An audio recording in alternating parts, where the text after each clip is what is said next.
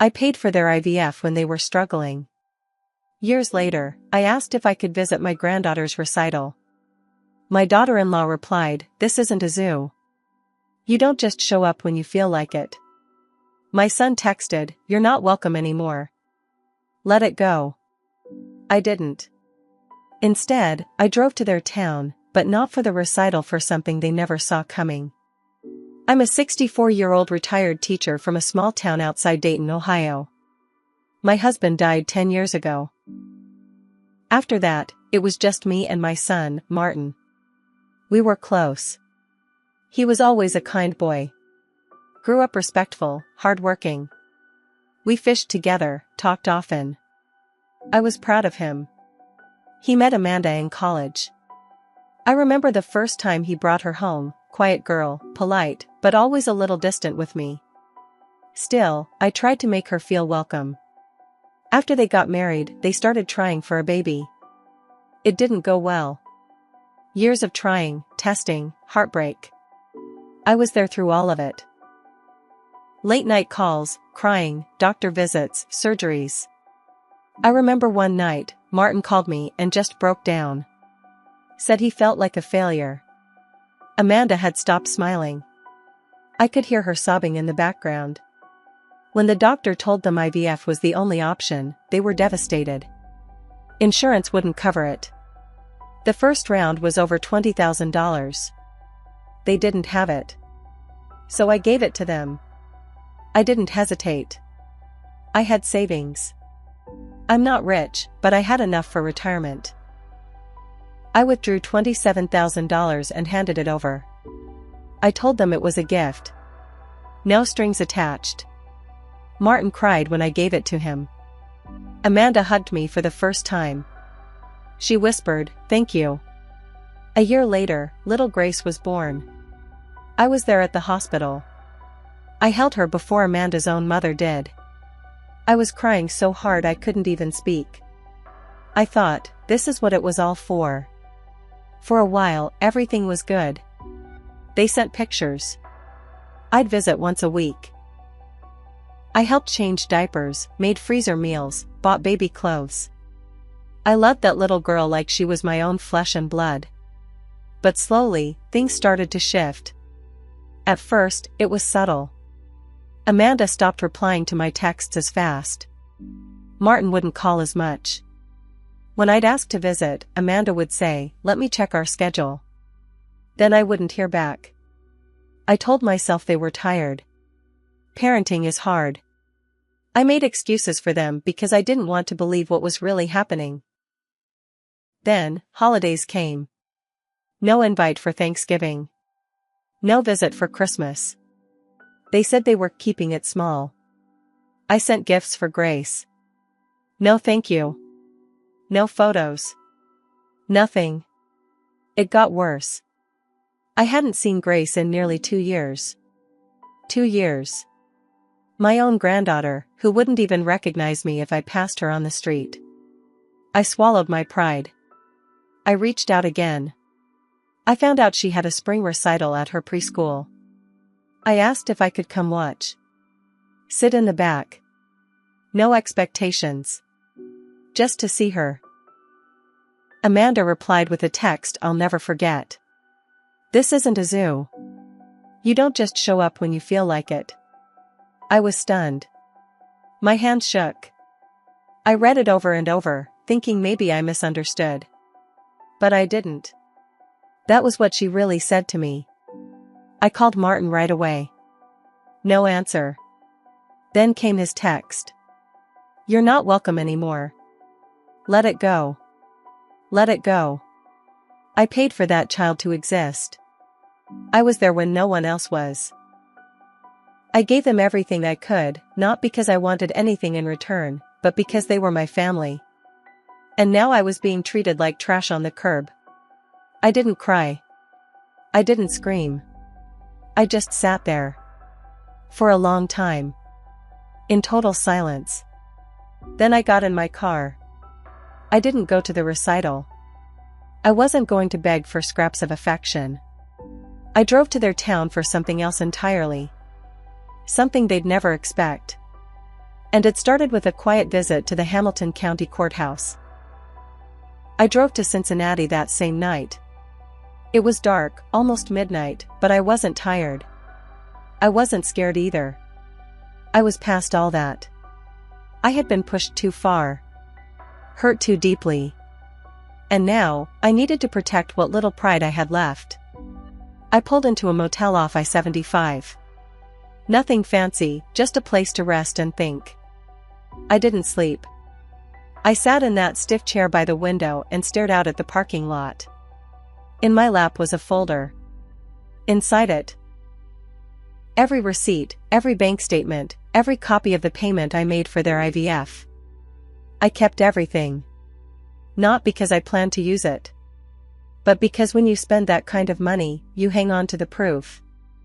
The next morning, I walked into the courthouse. Hamilton County. I asked to speak to a family law attorney.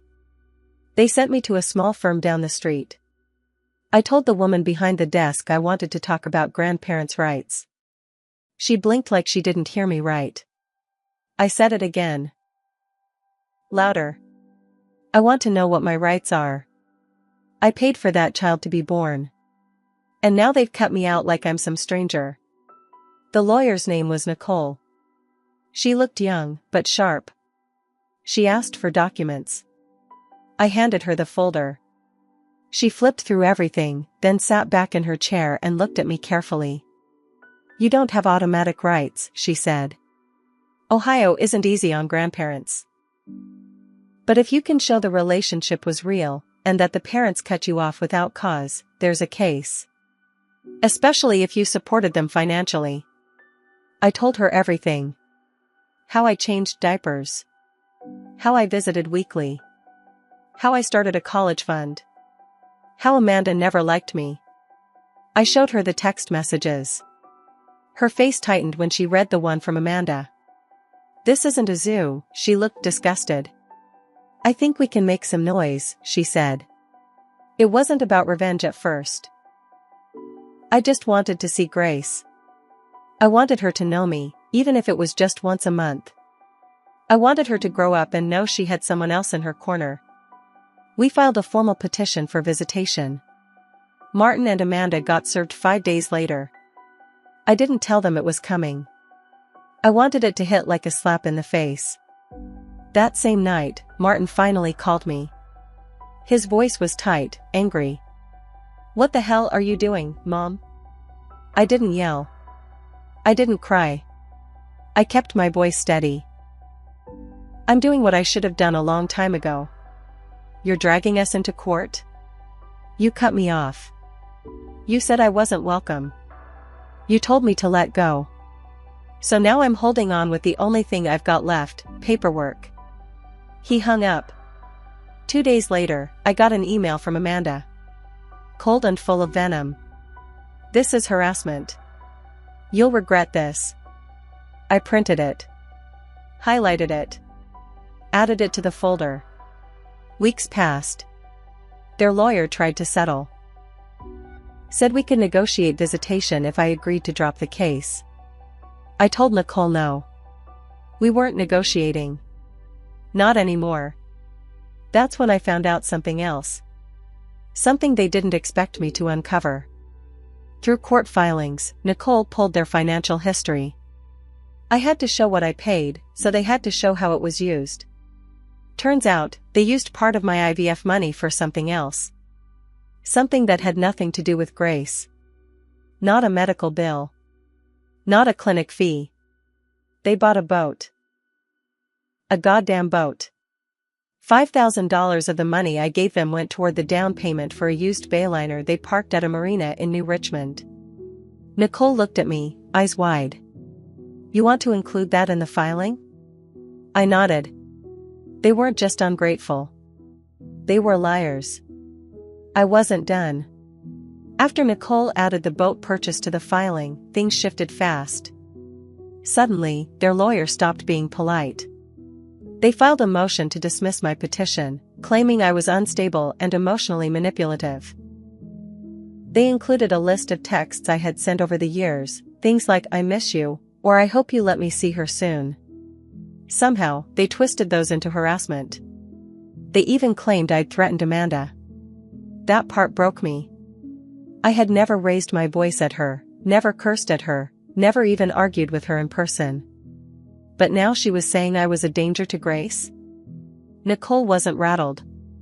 Let them throw whatever they want, she said. They're scrambling. Still, it hurt. A lot. Knowing my own son signed off on that motion made it worse.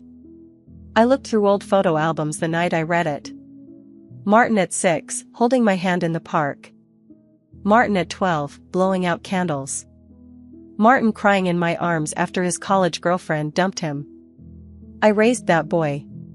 Now he was doing everything he could to erase me. But what they didn't know is, cutting me out had consequences.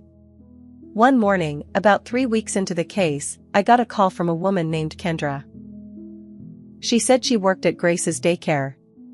My number was still listed on the emergency contact form. She sounded nervous. Hi. I know this might be overstepping, but Grace talks about you. A lot. I didn't even know who you were until I matched your name to the emergency form. She said, Grandma used to sing to me. She asks where you are. I sat on my kitchen floor and cried. I told Kendra about the court case. She didn't say much, but before she hung up, she said, some of us see things. Some of us talk. 2 days later, Nicole got an anonymous tip. Amanda was leaving Grace with a woman not approved by the daycare. Sometimes for full weekends. The tipster claimed it was Amanda's sister, who had a record for drug possession and an unstable housing situation. Nicole pushed to subpoena childcare records. And it worked. The court allowed it. Then we got pictures. Grace at a rundown apartment complex. Grace in the back seat of a car with no car seat. Grace with a woman who looked strung out and twitchy, smoking a cigarette near the front door. Nicole's jaw tightened. We're not filing for visitation anymore. I blinked. What? We're going to ask for temporary custody. At least until a full investigation is done. I was stunned. I didn't expect that. I just wanted to see my granddaughter. Now, I was being told I might have to raise her. I didn't feel ready. But then I remembered that little girl I held in the hospital. The one they promised I'd always be a part of. The one they used to get money and then turned their backs on. If I didn't step up, who would? The hearing was set. The day before, Martin showed up at my front door. Unannounced. He looked tired. Pale. Worn down. Mom, he said. Can we talk? I didn't let him inside. I stepped out onto the porch. He shoved his hands in his pockets. Looked down. We messed up. I get that. Amanda's, she gets defensive. But court? Really? I stared at him. You told me to let go. He flinched. I didn't mean that. We were angry. We thought you were trying to control everything. You lied. You bought a boat. He didn't answer that. She's your daughter, Martin. But you let Amanda treat me like a stranger. And you stood there while she did it. She didn't mean it like that, stop. I held up my hand. Every time you defend her, you dig the hole deeper. He was quiet. Then he said something that nearly knocked the wind out of me. We're getting divorced. I blinked. What? Amanda filed 2 weeks ago. Said I didn't support her enough. Said the case with you made her feel betrayed. We're splitting custody of Grace. I stood there stunned. Then he looked me in the eye. I want to help you get her. I stood on that porch, not sure whether to believe him. My son, the same man who told me to let it go, who let his wife block me from my granddaughter's life, was now asking to help me take custody? You're serious? I asked. Martin nodded. I didn't know about the woman Amanda was leaving Grace with. I didn't know she was using your money for the boat. I only found out when the lawyer showed me everything. I swear to you, Mom. I was blind. But I'm not anymore. It's hard to explain how that moment felt. I'd waited years to hear him take my side. Now he was standing in front of me like the boy I raised, ashamed, scared, and finally awake. I nodded once. Then prove it in court. The day of the hearing, we walked into that courtroom together. Me and Martin. He sat beside my lawyer. Amanda walked in with her attorney, lips tight, dressed like a Sunday school teacher. But she couldn't hide the panic in her eyes when she saw Martin next to me. The judge was an older woman, tough and sharp. Didn't play around. She asked questions quickly and expected straight answers. Nicole laid everything out. My financial support. The proof of Amanda's text messages. The boat purchase. The photos of Grace in dangerous places. The anonymous daycare tip. And Martin's testimony. He didn't hold back. He told the judge Amanda lied to him. Hid things from him. Controlled every decision around Grace. He admitted he was weak, and that he had failed to protect both his daughter and his own mother. He said, I don't deserve custody. But I want her with someone safe. Someone who loved her before she was even born. Amanda lost it. She stood up and shouted across the courtroom. He's a liar. She manipulated him. She always has. She's controlling him again. The judge banged her gavel so hard it made Amanda jump. Sit down, the judge barked. Amanda sat. She was trembling. Her whole face red. Then came the ruling. The judge granted me temporary custody of Grace, pending a full investigation into Amanda's care and home environment. Martin was given supervised visitation. Amanda was ordered to undergo a psychological evaluation, along with parenting classes. As we left the courtroom, Amanda screamed behind us, "You'll regret this." I made that family. I didn't even look back. That night, I set up Grace's old bedroom in my house. I still had the crib stored in the attic. I dusted it off, set up fresh sheets, placed her favorite old stuffed elephant by the pillow. The one I gave her when she was born. When Grace arrived the next day with a child service rep, she looked scared at first. Confused. I knelt down and said, "Hi, baby. It's Grandma. Do you remember me?" She stared at me a long time. Then her little mouth curled into a smile. "You used to sing the frog song." I broke. I just knelt there and cried while she hugged me. Over the next few months, a lot happened. The investigation into Amanda's parenting got worse. Turns out the sister she left Grace with had been reported multiple times for child neglect. Drugs were found in the home. Unsafe sleeping conditions. Amanda lost all custody rights. Supervised visitation only, and even that was cut down when she screamed at a court monitor during one visit. She tried to appeal. She tried to play victim. But everything backfired. She ended up losing her job after word of the case got out. Apparently, a parent at the preschool filed a formal complaint about her unstable behavior. And her name was removed from Grace's emergency contact list for good. Martin didn't get off easy either. The court reminded him that he enabled Amanda for years. He had to go through parenting classes, therapy, and weekly check-ins. But he did it. And slowly, the court allowed him to rebuild supervised visitation, with me present. At first, Grace was cautious with him. But she warmed up. He started showing up twice a week. He even asked if he could help fix up the treehouse in my backyard, the one he played in as a boy. We worked on it together. It was awkward at first. But something about hammering wood side by side made the silence easier. One day, he looked at me and said, "You didn't have to fight for her like that." I looked at him and said, "Yes, I did. Because you wouldn't." He nodded. Took it. Didn't argue. A year later, I was granted full legal custody of Grace. Not temporary. Permanent. She lives with me now. She calls me Grandma, but she knows I'm more than that. I pick her up from school, pack her lunch, take her to piano lessons. We sing the frog song every night before bed. Amanda moved out of state. No word from her in months.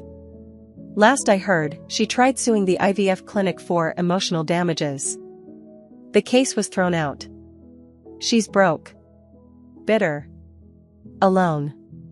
As for Martin, we're still working on it. He's there. He shows up. He's trying. That's all I can ask. I don't know if I did everything right. Maybe I should have fought sooner. Maybe I let too much slide. But when that little girl wraps her arms around me and says, "I love you, Grandma," I know one thing for sure, they tried to erase me. But I was never going anywhere. And now? They're the ones watching from a distance.